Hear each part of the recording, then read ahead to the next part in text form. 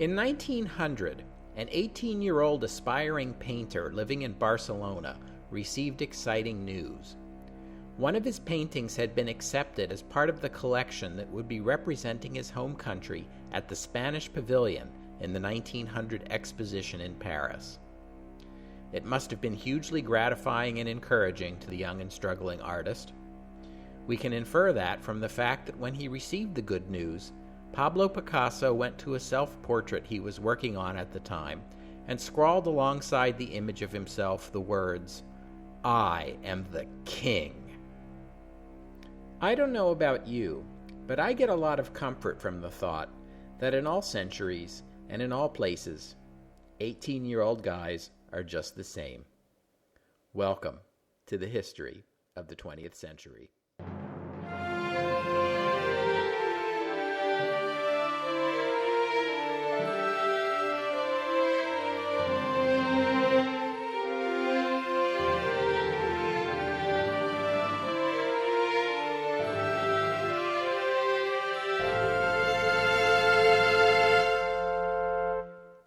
Episode 25, I am the king. In the second half of the 19th century, Paris hosted international expositions at regular intervals.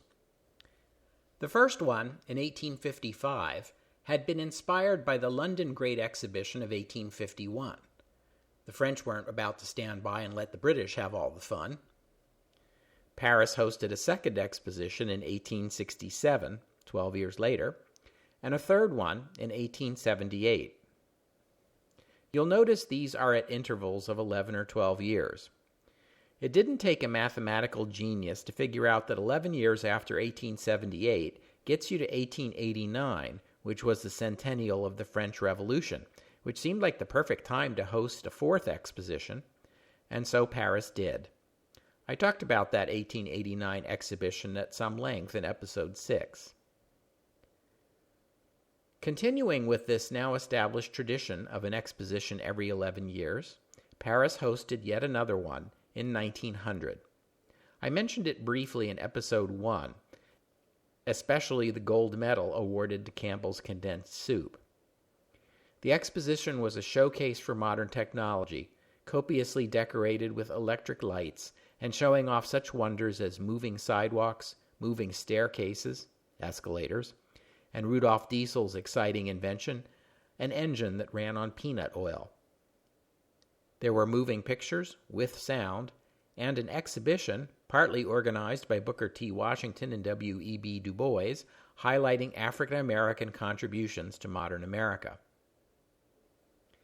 There was also a human zoo, one of those places where visitors to the expo could observe what was supposed to be recreations of authentic native villages from various French colonial holdings. Like most such exhibitions, the displays actually consisted of pretend villages constructed by white construction workers and populated by, quote, natives, unquote, who were in effect paid actors performing for the public. The 1900 Paris Exposition also hosted that year's Olympic Games. These were the second of the modern era, the first having been held in Athens in 1896. 1900 would mark the first Olympics ever to be held outside of Greece, and it would be the first and the last time that sports such as automobile racing, cricket, and croquet would be part of the Olympics.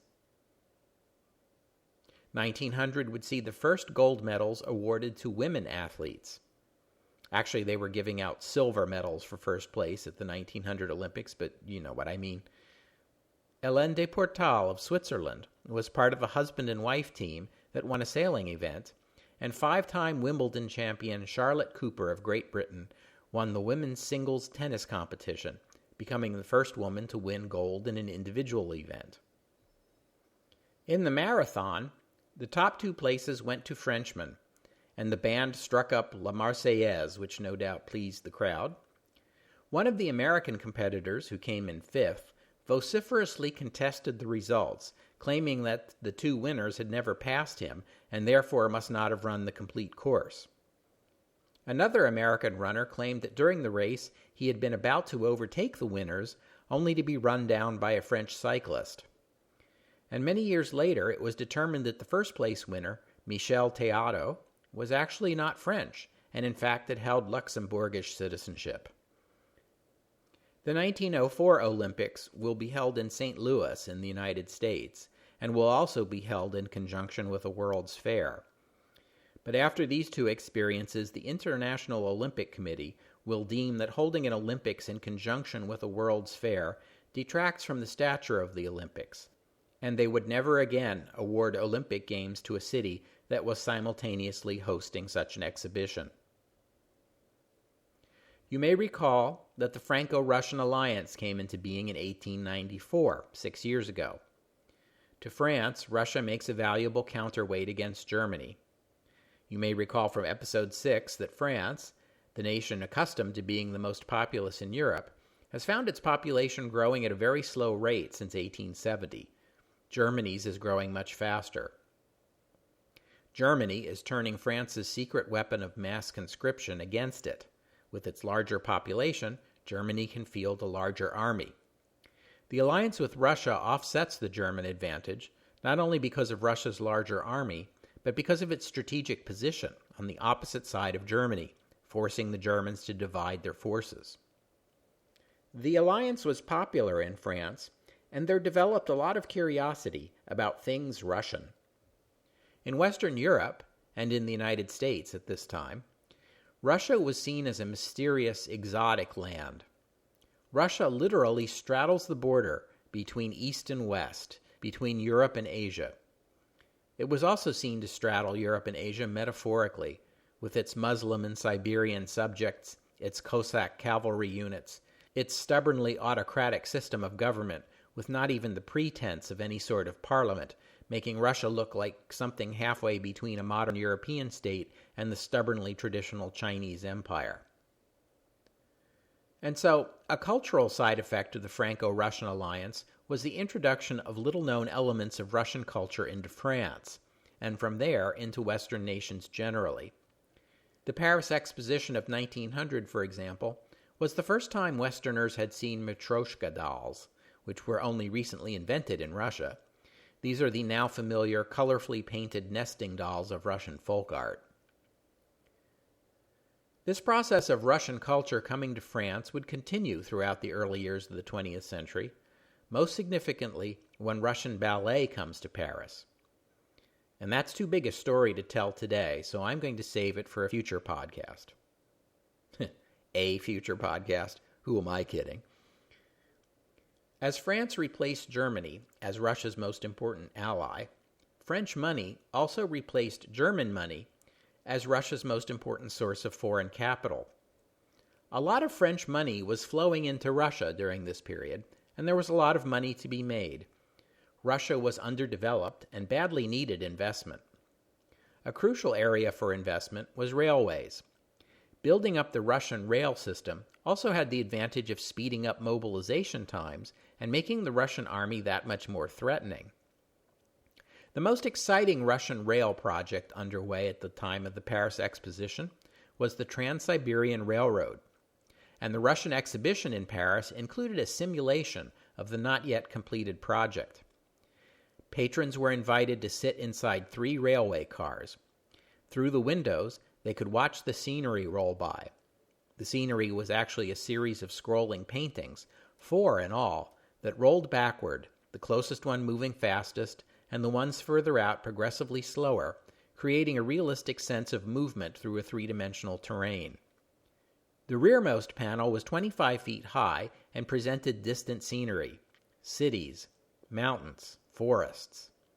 The simulation gave patrons a sense of the high points of a train trip from Moscow to Beijing. It lasted about an hour, although a trip along the real Trans-Siberian Railroad would have taken 2 weeks, if it had been finished, which it wasn't. The ride was very popular, though, and it won a gold medal. The Russians would also bring this ride to the 1904 World's Fair in St. Louis. But before we leave the Paris Exposition of 1900, we need to check in on our teenage Spanish artist friend. Pablo Diego, José, Francisco de Paula, Juan Nepomuceno, María de los Remedios, Cipriano de la Santísima Trinidad, Ruiz y Picasso, was born on October 25, 1881, in the city of Malaga, in Spain. His father was an artist who taught classes in drawing and painted. He was known for his paintings of birds. Pablo's mother would later claim that the first word he spoke was pencil, indicating an interest in drawing from a very early age. He would take art lessons from his father and sometimes sit in on his father's classes. He loved art, but in academic subjects he was an indifferent student. When Pablo was 15, the family moved to Barcelona. He seemed to thrive in the big city, and although he only lived in Barcelona for a brief time, he would look upon it ever after as his hometown. When he was 16, his father sent him to Madrid to attend the Royal Academy of San Fernando, then Spain's top art school. He didn't seem to get much out of formal art instruction. He would skip classes to spend his time at the Prado, Spain's national art museum, studying the masters. It was mid-October in 1900 before Picasso was able to take the train from Barcelona to Paris to visit the exposition and, not incidentally, view his own painting at the Spanish Pavilion. With him came his best friend and fellow art student, Carles Casagemas. The exposition had opened back in April, and it would only run until November 12th, so the two young friends were catching the tail end of it. The exposition, by the way, was a cultural success, but a financial failure. It lost a staggering amount of money, and this would mark the end of this run of Paris expositions that began all the way back in 1855. These two young friends, Pablo and Carles, would take an apartment together and would later be joined by a third friend from Barcelona. They would paint all day and enjoy the Parisian nightlife afterward. Pablo celebrated his 19th birthday there in Paris. They soon met three young French women, models. Yeah, that's the ticket. They were models, who moved in with them. They were able to support themselves by selling their paintings, kind of, along with some support from Carles's wealthy parents. Pablo's paintings were selling the best, and soon art dealers were coming to him and asking for more. Pablo began a fling with one of the models, Odette, and the supremely confident young man seems to have navigated the mysteries of women as surely and skillfully as he was navigating the world of visual arts. Carles fell head over heels for one of the other women, Germaine. This is one of those stories where I wish I could stop right here, because at this point everything is just about perfect. Imagine two 18-year-old guys who move out of their parents' homes, travel to Paris, live together in a ratty apartment, living hand-to-mouth from the money they make on their paintings, and living with two young and uninhibited French women. I mean, this is pretty much paradise on earth for an 18-year-old guy, don't you think? But it quickly emerged that there was trouble in paradise. For one thing, Carles was impotent. Oh, cruel fate. It must have been mortifying. His impotence is more likely a symptom rather than a cause of what followed. And I guess there's good reason to think Carles was suffering from some form of depression or mood disorder. Not to mention how hard on the self-esteem it must have been to live with the growing realization that your best friend is one of the great geniuses of the century, while you are a wholly ordinary young guy whose name no one will ever remember. Carles's reaction to these developments was a little disturbing. He soon began referring to Germaine as his fiancée, which must have been baffling. Germaine had already been married and divorced, and was not interested in getting married again, least of all to an 18-year-old guy with disturbing behavior who has no visible means of support and has, that other problem. Meanwhile, Pablo went over to the exposition to check on his painting. This painting, Last Moments, depicts a priest ministering to a dying woman.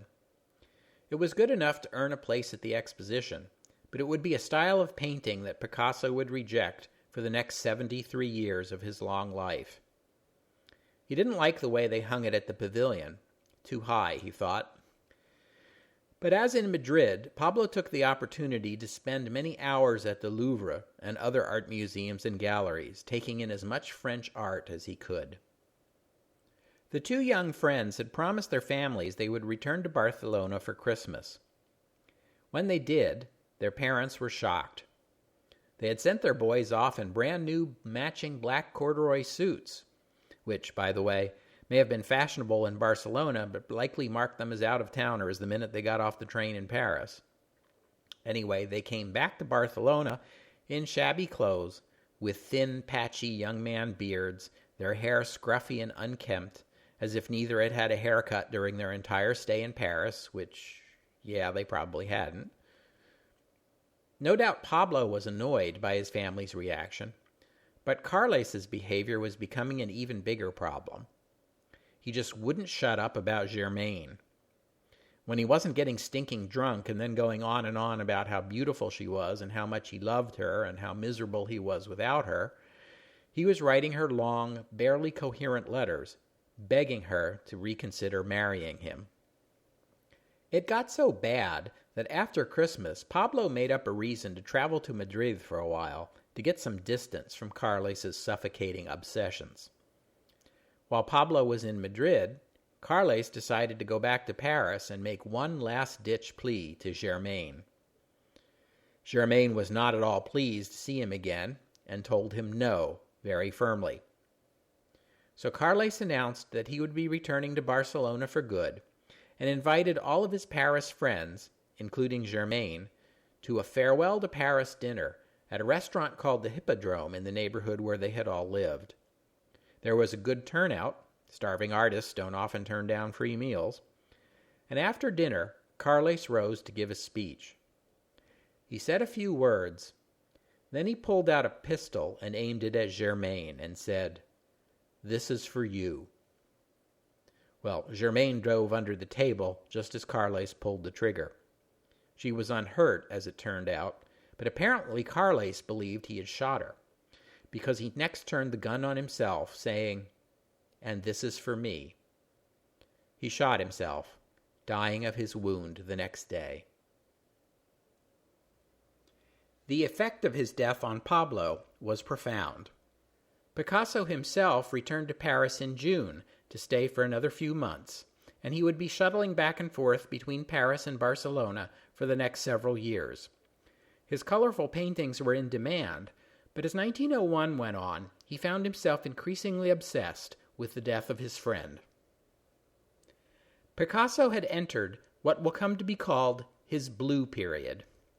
Blue in the figurative sense that he will be grappling with depression and thoughts of death, and in the literal sense that his paintings from this period would depict grim and somber subjects, and the color blue would dominate the canvas. The blue period would last several years, and it would hurt sales of Picasso's paintings, since these depressing images were not exactly flying off the shelves, or off the gallery walls, I suppose I should say. But then Picasso never was one to bow to the dictates of the market. One of the masterpieces of Picasso's blue period, indeed of his career, is La Vie, Life, painted in 1903. There's an image of it up on the website, historyofthe20th-century.com. It shows an almost nude couple, a young man and young woman, and nearby, a mother and child. The young man, who appears to be fending off the mother, has the face of Carles Casagemas. The meaning of the painting is a matter of debate. Picasso himself refused to explain it. To me, it seems intensely autobiographical. It looks like a visual representation of a young man breaking away from his family and asserting his right to live his own life. But that's just me. What do you think? Check it out. Let me know.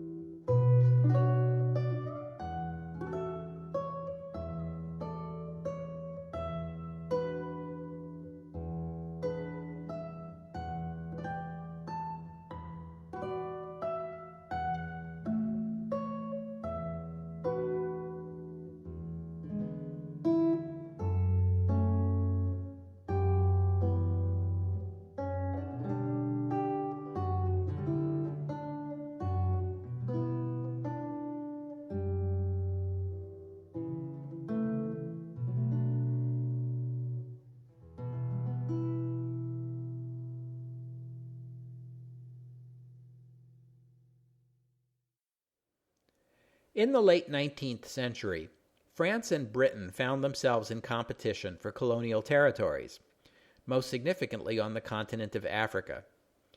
I've already mentioned how France took control of Algeria back in 1830 and annexed it outright.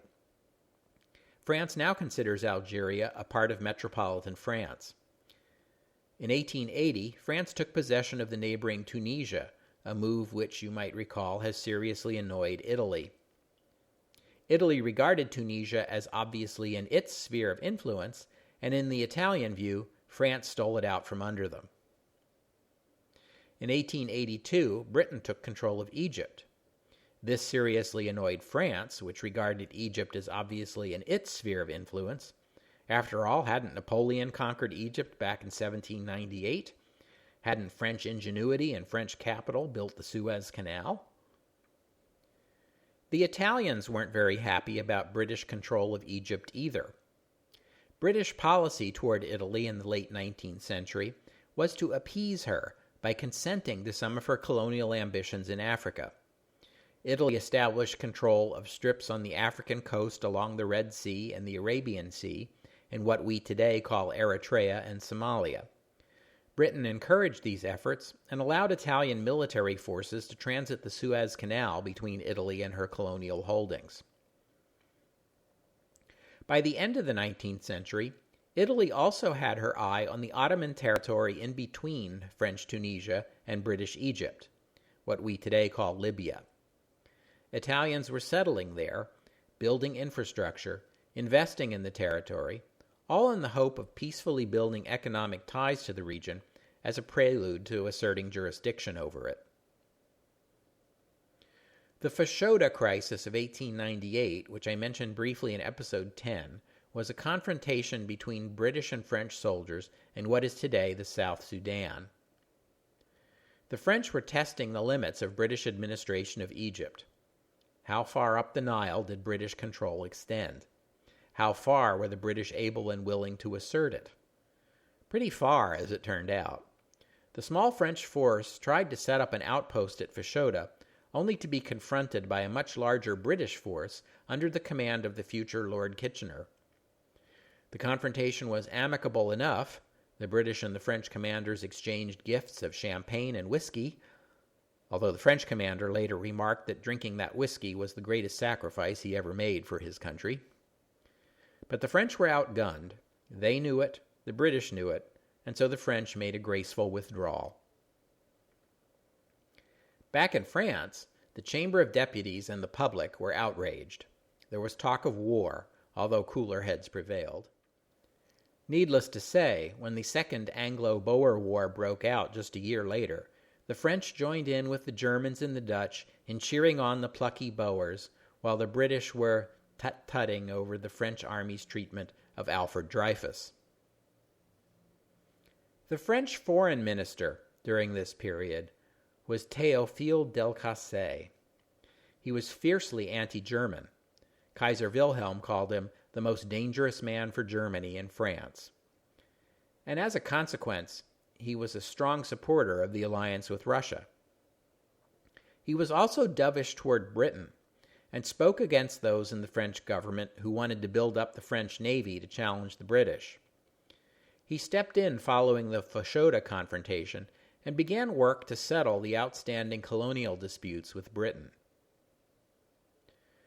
By 1902, the Boer War was over, Dreyfus was home from Devil's Island, and Fashoda was a fading memory. That was the year, you may recall from last week, that Britain joined in with Germany in a naval confrontation with Venezuela, antagonizing the United States.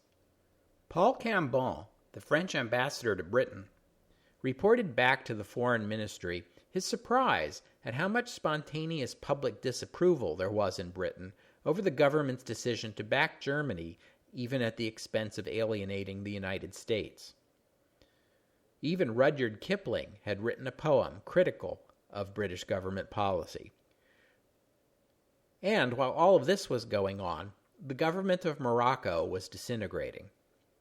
Morocco was yet another one of those places that was nominally part of the Ottoman Empire, but in truth Constantinople has had little to say over Moroccan affairs for centuries now. For over 20 years, the country has been ruled by Sultan Hassan I, who had worked to counter Spanish and French designs on his country by modernizing and building closer relations with other European countries and the United States. But he passed away in 1894. His successor was the 16-year-old Abdelaziz. There was a regency for 6 years, but then even when the new sultan was ruling in his own right, he proved weak and corrupt. Violence, piracy, and banditry became endemic in Morocco. You may recall that in 1904, Moroccan bandits kidnapped a U.S. citizen, well, a presumed U.S. citizen, sparking a confrontation with the United States. In our day, when a nation falls into this kind of disorder, we call it a failed state. At the beginning of the 20th century, the great powers called a situation like this a golden opportunity. The chaos gave an excuse for foreign powers to move in and take control for the good of the country's own citizens. It might begin with a great power providing soldiers and administrators to assist the local government in managing control of its situation. And from there, of course, it's just a sliding scale to more and more control, to protectorate status, and maybe full-out colonial status. Britain and France had both used this technique of peaceful penetration as ways of acquiring new colonial holdings. Italy, learning from their examples, was angling for Libya in just the same way. But as the chaos in Morocco grew, Britain and Germany joined Spain and France in eyeing control of the country. This had a potential to turn into a messy confrontation, but Delcasse saw in this mass of conflicting colonial ambitions an opportunity for France to acquire Morocco and give Germany a black eye at the same time. He began to put out feelers to Britain and to Italy. Italy badly wanted Libya and feared that the British in Egypt or the French in Tunisia might get there first. Britain's top priority in the Mediterranean was Egypt and the Suez Canal. So Delcasse sounded out the Italian government on a deal whereby France would agree to keep its hands off Libya in exchange for Italy dropping its complaints concerning the French occupation of Tunisia. The Italians were delighted with this suggestion. In October 1903, the 33-year-old King Victor Emmanuel III made a state visit to France. The French president, Émile Loubet, repaid the favor in April 1904 by making a state visit to Italy. This exchange of visits marked a thaw in Franco-Italian relations. The Russo-Japanese War had broken out just a few weeks earlier. Russia was by this time preoccupied with a war in its Far East, which wasn't going very well, and suddenly the Franco-Russian alliance that had been the foundation of French foreign policy since 1894 wasn't looking so sturdy. Russia was looking feeble. Her attention was turned away from Europe, potentially giving Germany an opening to make mischief for France. It wouldn't hurt to have another friend, and Italy was a particularly useful one, because she was part of Germany's Triple Alliance. Everyone understood that Italy had joined the Triple Alliance mostly out of pique following the French takeover of Tunisia. A lot of people didn't expect Italy to stick with it for very long. But here we are, over 20 years later, and Italy has remained loyal to its alliance partners, especially Germany. The whole idea of the Franco-Russian alliance is to threaten Germany with a two-front war in the event she chose to attack France. Having Italy in the Triple Alliance, though, also threatens France with a two-front war, which is helpful to Germany. This exchange of state visits between the French and the Italians set off alarm bells in Berlin and Vienna. Italian diplomats hastened to assure their alliance partners that friendlier relations with France in no way meant that Italy intended to go back on her promises to Germany and Austria, but not everyone was confident of that. This thaw between France and Italy also alarmed the Vatican. The Kingdom of Italy had annexed the papal-controlled territories of central Italy back in 1870, as you may recall, but the Pope and the Vatican had never accepted this and remained hostile to the Italian government. France was one of the most important and most powerful Catholic countries, and the Church was looking to France to support its demand for restoring papal sovereignty over Rome and the other former papal territories. It had been French soldiers garrisoned in Rome during the Second Empire, as you probably recall, that had held off the Italian government until 1870. But in the 30 years that had passed since the annexation, the French, like most people outside of Italy, had lost interest in the so-called Roman question. But the Vatican overplayed its hand. It publicly and aggressively protested Loubet's visit to Italy and circulated its protest to the leaders of all the Catholic powers. To the dismay of conservative French Catholics, this heavy-handed interference in French national affairs outraged the French public. By that summer, France had broken diplomatic relations with the Vatican, and the following year, 1905, the Third Republic enacted further legislation separating the Church from the French state. Public money would no longer be used to fund the Catholic Church or any other faith. Religious buildings were declared the property of the state. Religious symbols were prohibited from public buildings, and the Republic would no longer play a role in the process of selecting French Catholic bishops. The 1905 law effectively completed the process of disentangling the French state from the Catholic Church. The separation remains in effect today, and although conservative French Catholics of the time were outraged and the Pope, Pius X, condemned the new law, the Catholic Church and French society gradually came to terms with their new relationship, which continues under more or less the same terms to this day. Now, as I mentioned before, Paul Cambon, the French ambassador to Britain, has been pleasantly surprised to discover how much hostility there is toward Germany among the British public. He communicated this to his government. And now that the Boer War was over, the new conservative government of Arthur Balfour was looking for ways for Britain to avoid getting sucked into more bloody and expensive colonial conflicts. The British came to an understanding with Italy similar to the one the French had, whereby Italy would accept British control of Egypt in exchange for British recognition of Italian interests in Libya. So that raised an interesting question. Was there room to negotiate an understanding between France and Britain? Say that France would drop its long-standing objections to British control of Egypt in exchange for the British looking the other way as the French moved into Morocco.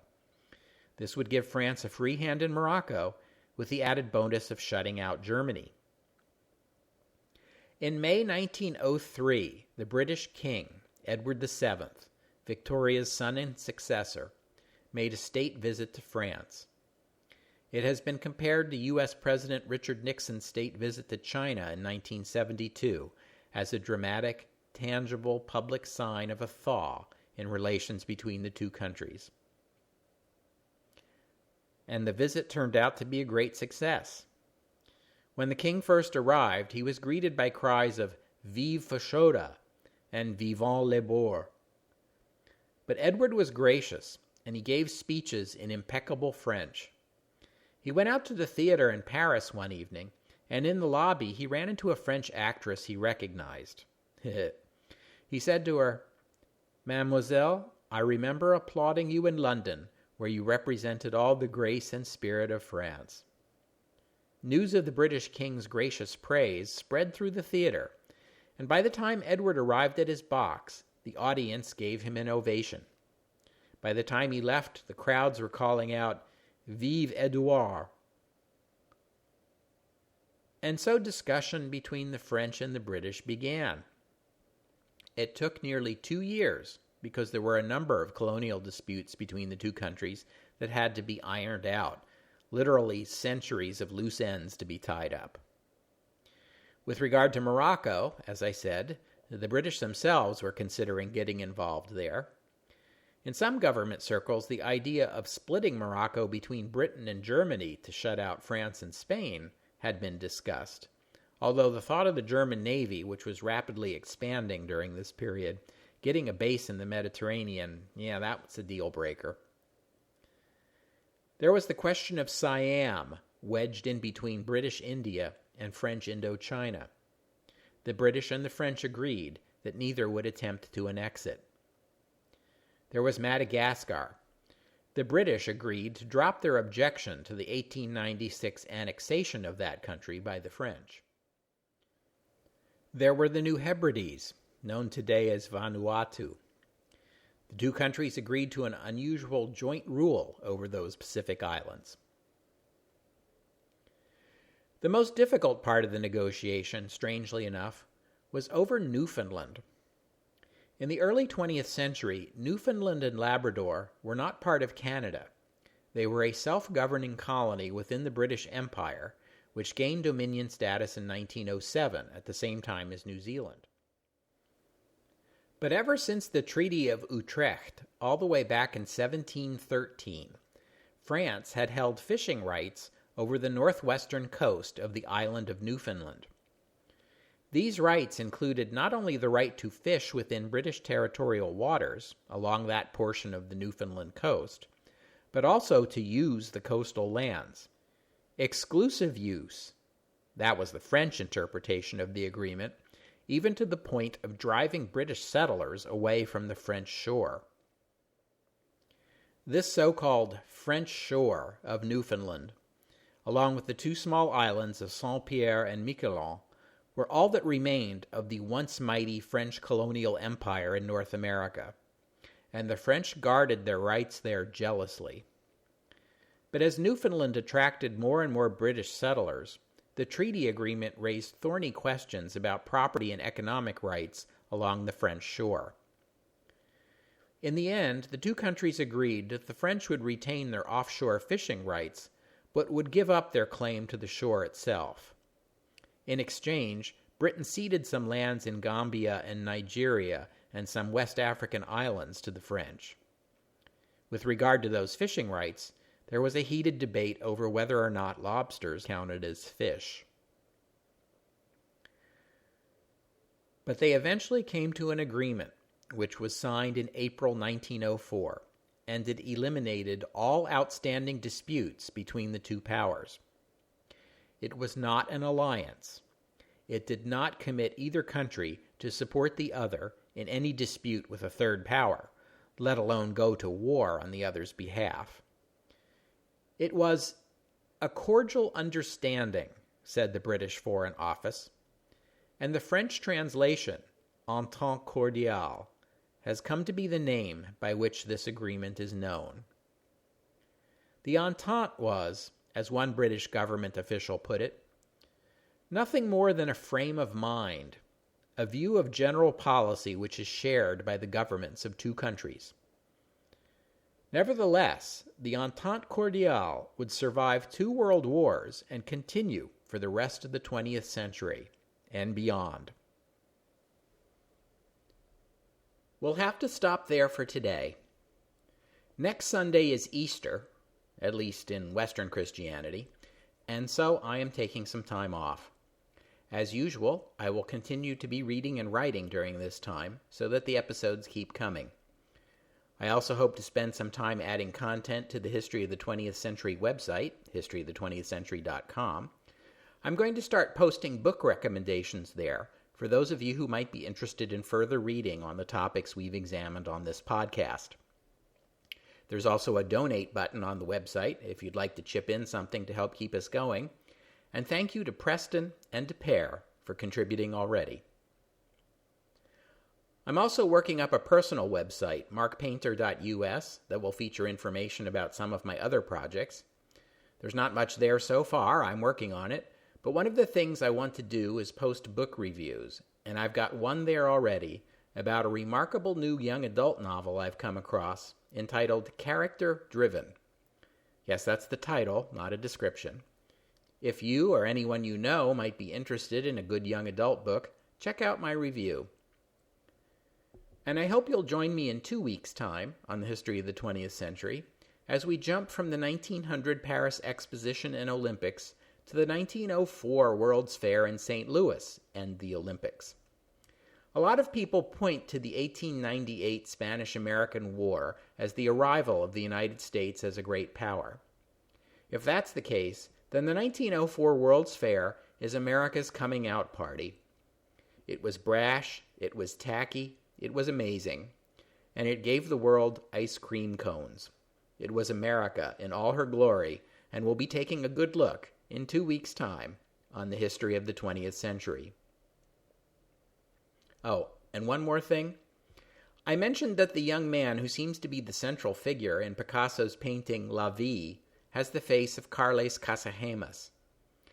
X-ray studies of the painting show that Picasso originally painted his own face on the young man before changing his mind and making him into Carles, which is part of my claim that the painting is autobiographical. X-ray studies also show that deeper down, underneath the first brushstrokes of La Vie, lies Picasso's earlier painting, Last Moments, the one that had represented Spain at the Paris Exposition.